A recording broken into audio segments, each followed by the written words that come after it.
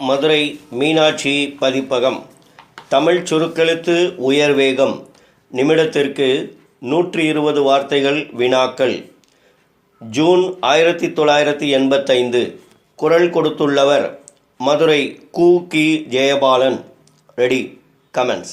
சட்டமன்ற பேரவைத் தலைவராக ஒருமனதாக தம்மை தேர்ந்தெடுத்ததற்கு மாண்புமிகு பேரவைத் தலைவர் நன்றி தெரிவித்து பேசியதாவது: இம்மன்றத்தின் மரபையும் பண்பாட்டையும் முறையாக காப்பாற்ற வேண்டுமென்று நீங்களெல்லாம் எனக்கு அன்பு வேண்டுகோள் விடுத்திருக்கிறீர்கள். என்னுடைய 15 ஆண்டுகால அனுபவத்தில் நடைபெற்ற பல நிகழ்ச்சிகளை வைத்து இங்கே உறுப்பினர்கள் நமது அவையின் தலைவர் முன் கோபக்காரர், சத்தம் போட்டு பேசுவார் என்றெல்லாம் என்னை பற்றி பேசினார்கள்.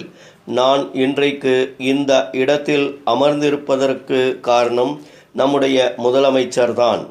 இதுவரை 3 முறைகள் அதிகம் பேசிவிட்டாய் என்றுதான் இன்றைக்கு இங்கே உட்கார வைத்திருக்கிறார்கள். நான் கொஞ்சம் கோபத்தோடு வேகமாக பேசுவேனே தவிர அதில் விவேகம் இருக்கும்.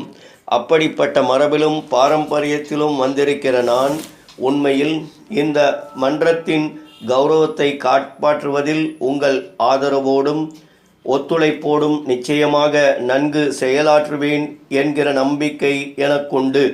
இந்த நாற்காலியில் பெரிய பெரிய அறிஞர்களும் மேதைகளும் அமர்ந்திருக்கிறார்கள். இன்றைக்கு என்னையும் அதில் அமர வைத்திருக்கிறீர்கள்.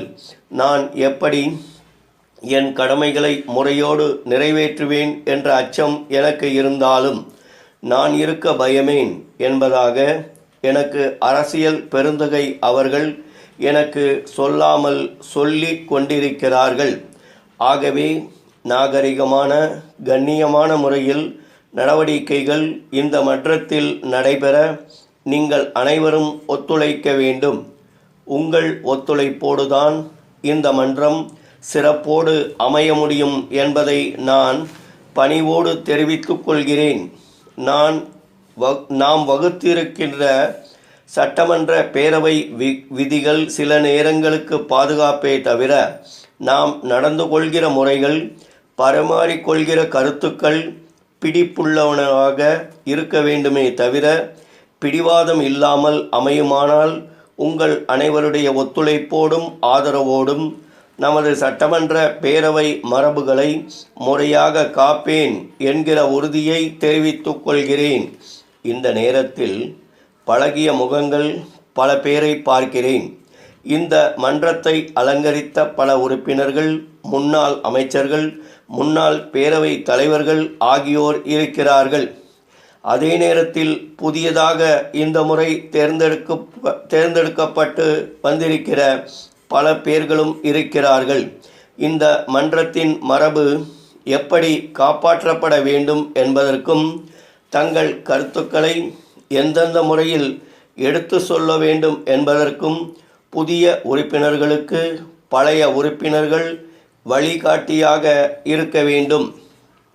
பழைய உறுப்பினர்கள் புதிய உறுப்பினர்களுக்கு மன்றத்தின் விதிகளை எடுத்து சொல்வார்களானால் என்னுடைய வேலை சுலபமாக அமையும் என்று கருதுகிறேன். காரணம், சூடான வாதங்கள் வரலாம். அதுவே வேகமாகி மன்றத்தின் கௌரவமான பாரம்பரியத்தை கெடுத்துவிடக்கூடிய அளவுக்கு போகாமல் இருக்க வேண்டுமானால் அது அவைத்தலைவர் கையில் இல்லை, மன்ற அங்கத்தினர்களாகிய உங்கள் கையில் தான் இருக்கிறது.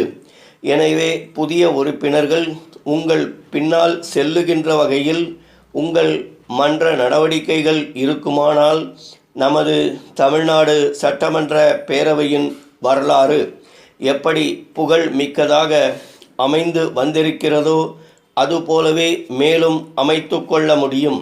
இங்கே பல பேர்கள் பேசினார்கள். எனது அருமை நண்பர்கள் சிறு கட்சி சிறுபான்மையினர் என்று சொன்னார்கள்.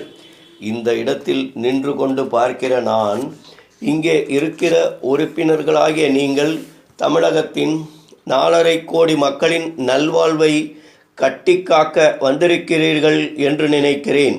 சிறுபான்மை சிறு கட்சி என்கிற பேச்சுக்கே இடமில்லை.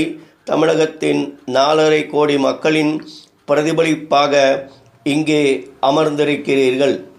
இங்கே எத்தகைய சூடான வாதங்கள் வந்தாலும் தமிழகத்தின் மக்களுக்கு நலம் செய்யத்தான் எழக்கூடுமே அல்லாமல் சிறுபான்மை சமுதாயம் அல்லது சிறு கட்சியை சேர்ந்தவர்கள் என்றல்ல.